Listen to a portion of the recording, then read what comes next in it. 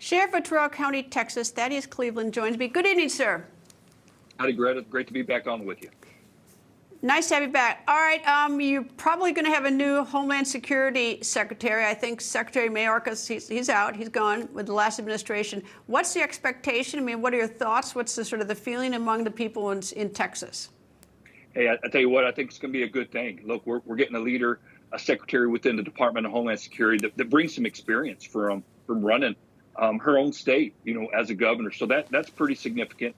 Also, she has sent her National Guard troop down to the Texas border to assist with Operation Lone Star.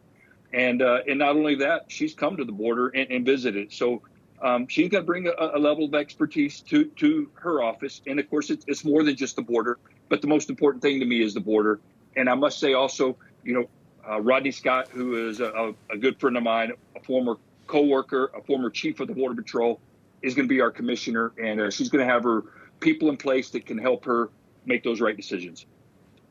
We're looking at some video. I don't know if you could see it of, a tremendous amount of people. I presumably the people who've come from someplace else into the United States. When a dam breaks, it bursts, sometimes it can't be repaired. Leaks are easy. When you look at the border and being down there, it seems rather overwhelming to those of us. I haven't been down there in a couple of years, but can this be fixed? 100%, Greta. And we've already started to see that formulation of it being fixed, meaning when President Trump was elected, that sent a message to the world that America's borders were going to close again.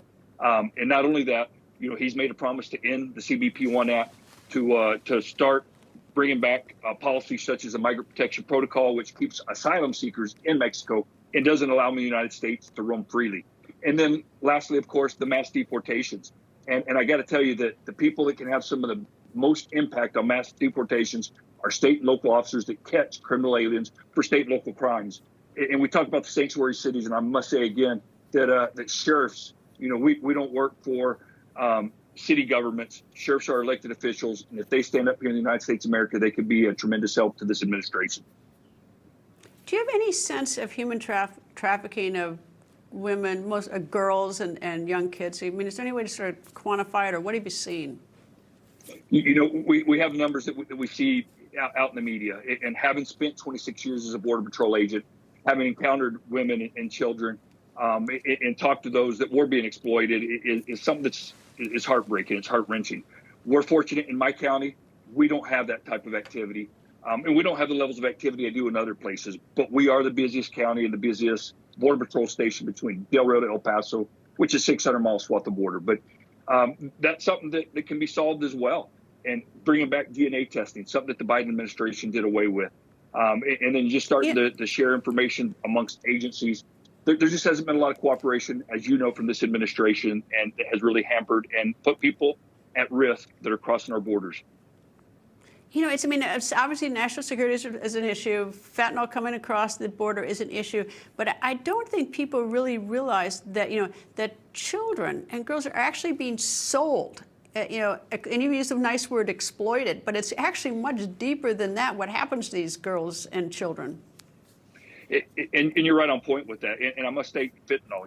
I've got a tag on my jacket that says "Do It for Jack," which is a foundation out of Cincinnati that a family that lost their child to fentanyl poisoning. And we're losing hundreds of thousands of Americans annually to that. Very important. But you talk about a human life, someone that's being brought to this country to be exploited in a sexual manner. And we take the Health and Human Services, HHS, who U.S. Border Patrol turns those unaccompanied children over to, and then they've been turning them over to people that they can't even track down anymore. How do we have a government service that does that? I've said before, those kids would have been much better handled in Border Patrol's custody. But of course, you've seen the past media exploitation of U.S. Border Patrol blaming us for keeping kids in cages, which couldn't be further from the truth. Sheriff Thaddeus Cleveland, thank you, sir. Thank you, Greta. God bless you.